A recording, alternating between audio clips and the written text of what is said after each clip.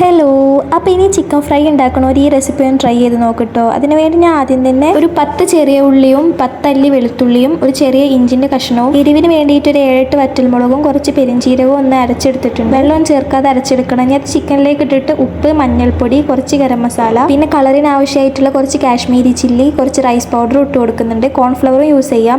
ഇത് നല്ലോണം മിക്സ് ചെയ്തിട്ട് ഒന്ന് 2-3 മണിക്കൂർ റെസ്റ്റ് ചെയ്യാൻ വെക്കണം. എത്ര റെസ്റ്റ് ചെയ്യുന്നോ അത്രയും ടേസ്റ്റ് കൂടും. ഫ്രിഡ്ജിൽ മാരിനേറ്റ് ചെയ്യാൻ വെക്കുന്നതാണ് ഏറ്റവും നല്ലത്.